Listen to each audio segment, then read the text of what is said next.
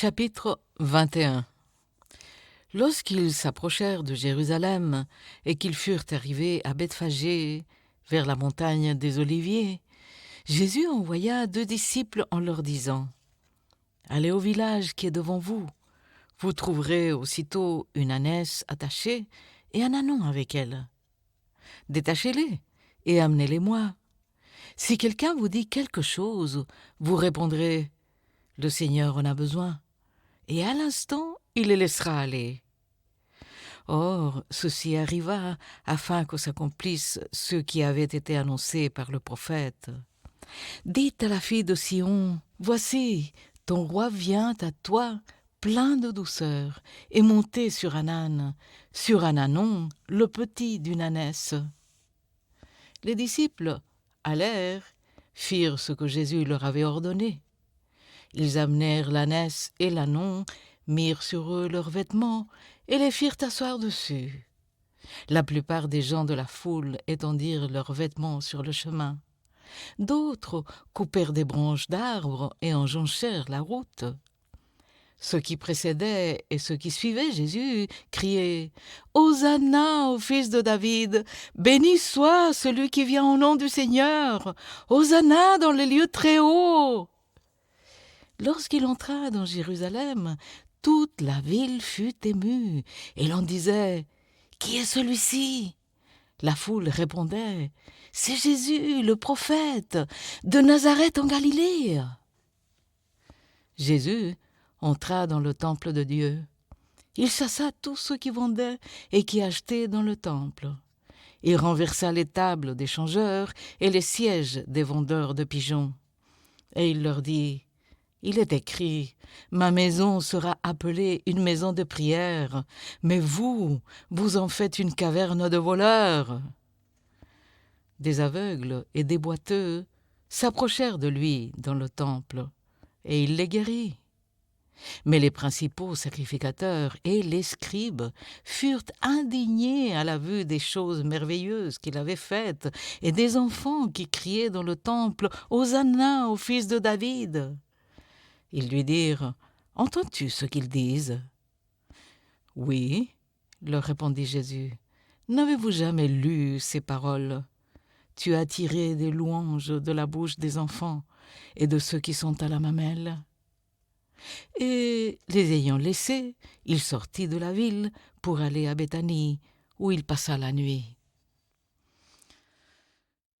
Le matin, en retournant à la ville, il eut faim. Voyant un figuier sur le chemin, il s'en approcha, mais il n'y trouva que des feuilles. Et il lui dit : « Que jamais fruits ne naissent de toi. » Et à l'instant, le figuier sécha. Les disciples qui virent cela furent étonnés et dirent : « Comment ce figuier est-il devenu sec en un instant ?»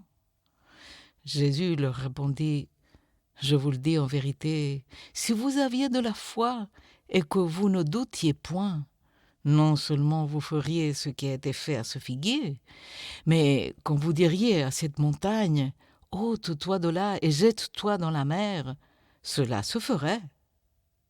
Tout ce que vous demanderez avec foi dans la prière, vous le recevrez. » Jésus se rendit dans le temple, et pendant qu'il enseignait, les principaux sacrificateurs et les anciens du peuple vinrent lui dire : « Par quelle autorité fais-tu ces choses ? Et qui t'a donné cette autorité ?» Jésus leur répondit : « Je vous adresserai aussi une question, et si vous m'y répondez, je vous dirai par quelle autorité je fais ces choses. Le baptême de Jean, d'où venait-il ? Du ciel ou des hommes ? » Mais ils raisonnèrent ainsi entre eux. Si nous répondons du ciel, il nous dira : pourquoi donc n'avez-vous pas cru en lui ?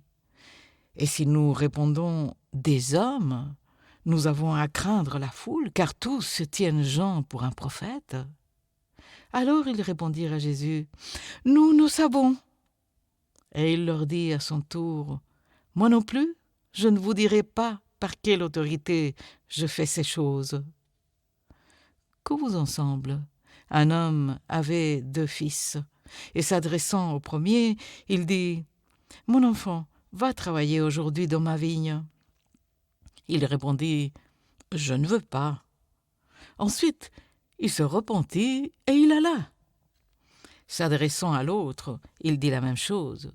Et ce fils répondit « Je veux bien, Seigneur. » Et il n'alla pas. Lequel des deux a fait la volonté du Père?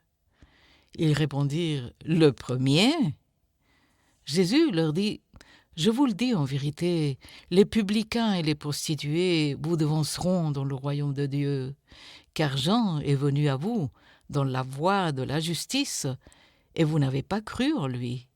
Mais les publicains et les prostituées ont cru en lui. Et vous qui avez vu cela, vous ne vous êtes pas ensuite repentis pour croire en lui. » Écoutez une autre parabole. Il y avait un homme, maître de maison, qui planta une vigne. Il l'entoura d'une haie, y creusa un pressoir et bâtit une tour. Puis il la ferma à des vignerons et quitta le pays. Lorsque le temps de la récolte fut arrivé, il envoya ses serviteurs vers les vignerons pour recevoir le produit de sa vigne. Les vignerons, s'étant saisis de ses serviteurs, battirent l'un, tuèrent l'autre et lapidèrent le troisième. Il envoya encore d'autres serviteurs, en plus grand nombre que les premiers, et les vignerons les traitèrent de la même manière.